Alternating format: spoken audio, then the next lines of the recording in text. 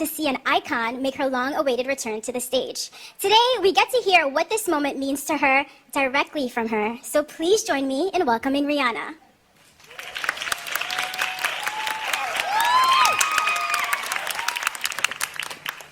Hello, hey everyone, how are you?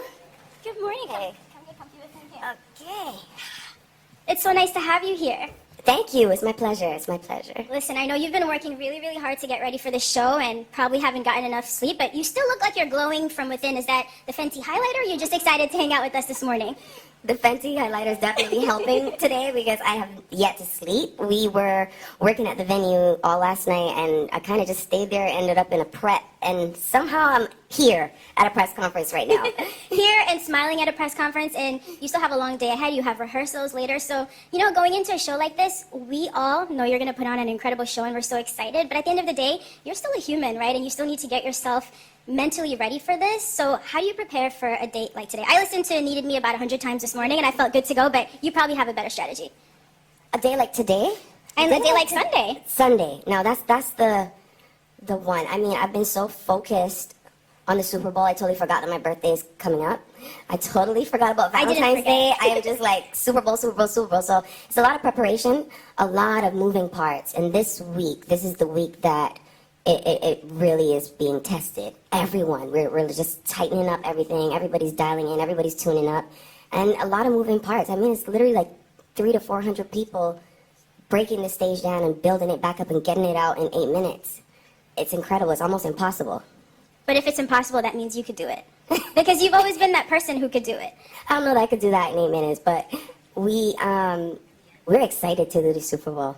We are. We've been working on it for a while, and every day it just gets closer and closer to the finished product, and today is a really big rehearsal, really important one, so that's going to be crucial for Sunday. I'm excited to see that. And, you know, I'm a big believer in timing, that some of the most special and magical moments in our lives, they line up in a way that I think that we can't always anticipate and predict. It's like the universe knows. So I'm wondering, for you, what does it feel like for this performance to land at this moment in your life and in your career? It feels like it could have only been now. Yeah. I mean, when I first got the call to do it again this year, I was like, you sure? Like, I'm 3 months postpartum. Like, should I be making major decisions like this right now? Like, I might regret this. But when you become a mom, there's something that just happens where you feel like you could take on the world, you can do anything, and the Super Bowl is one of the biggest stages in the world. So, as scary as that was, because I haven't been on stage in 7 years, there's something exhilarating about the challenge of it all. And it's important for me to do this year. It's important for representation. It's important for my son to see that. It is. You make taking on a new challenge look easy. And I know that it isn't, because again, you are a human being, but you've always seemed so brave and, you know, like one to take risks. And I actually want to share something with you, because I think it's important for you to take a minute to reflect, which you probably haven't been able to do because you're so busy. So for anyone who doesn't know, a couple years ago, Rihanna released this beautiful coffee table book, and you got to take a journey through her life. And my favorite part was an excerpt. It was from, I think, her grade school report card. So here's what her teacher wrote about her. She is sure of herself and displays a positive attitude. I still see that today. She's friendly. She takes a leading role in group activities. She expresses her ideas clearly and intelligently, and she's very relaxed in acting out ideas. We have seen you evolve over the years, from your first album to becoming a mom and a businesswoman and a music powerhouse, but you still very much seem like that little girl in that report card. That was trippy to hear you read that out, because I feel like you were kind of describing me right now, especially the relaxed part. That's a Caribbean thing. It really is. Yeah, it seems like your values haven't changed over time, although you've obviously grown in a lot of other ways. It's true. It's true. A lot of my core values have never left me. A lot of the lessons I've learned in my earliest years, I have never forgotten. And I carry them throughout my life and my career. Your work ethic is definitely one of those things.